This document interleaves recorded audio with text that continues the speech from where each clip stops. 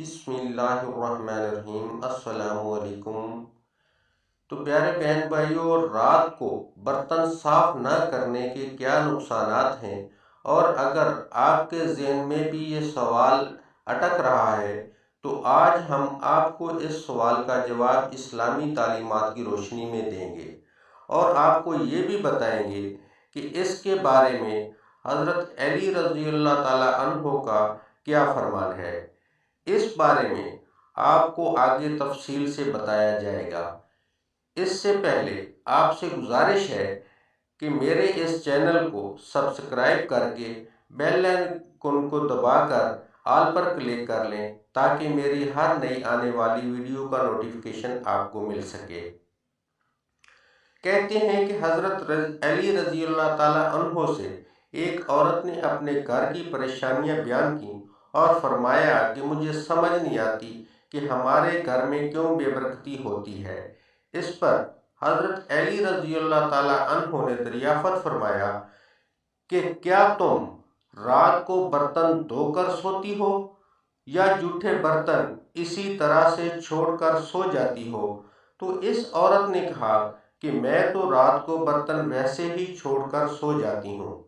تو اس پر حضرت علی رضی اللہ تعالی عنہ نے فرمایا کہ تمہارے گھر میں پریشانیوں اور بے برکتی کی وجہ یہی ہے، اس لیے رات کو برتن صاف کر کے سویا کرو۔ اس بات سے معلوم ہوا کہ رات کو جھوٹے برتن نہیں چھوڑنے چاہیے، اور اس بات میں سائنس کا بھی یہی کہنا ہے کہ اگر برتنوں کو زیادہ دیر کے لیے گندا چھوڑ دیا جائے تو ان میں نقصان دہ قسم کے بیکٹیریا پیدا ہو سکتے ہیں جو کہ مختلف بیماریوں کا سبب بن سکتے ہیں، اور ظاہر سی بات ہے کہ جب برتنوں میں کھانے پینے کی اشیاء ہوں گی تو مختلف زہریلے کیڑے مکوڑوں کا بھی ان میں چلنے پھرنے کا خدشہ ہوتا ہے۔ اس لیے بہتر ہے کہ رات کے برتن رات کو ہی دھو لینے چاہیے۔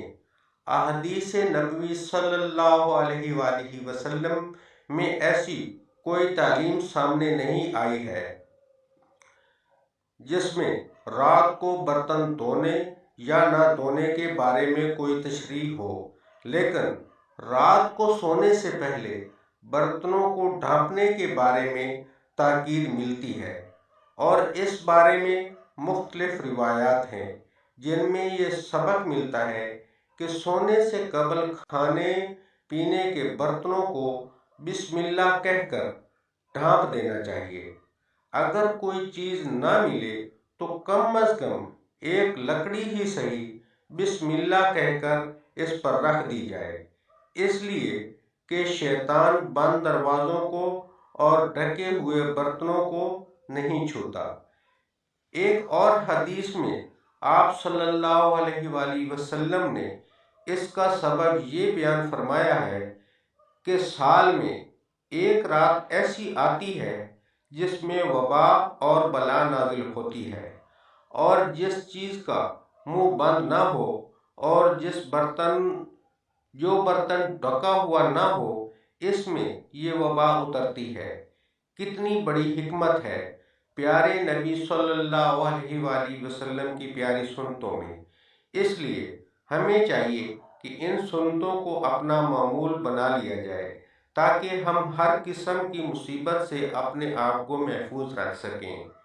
آخر میں گزارش ہے کہ اس ویڈیو کو لائک اور صدقہ جاریہ سمجھ کر آگے شیئر کر دیں۔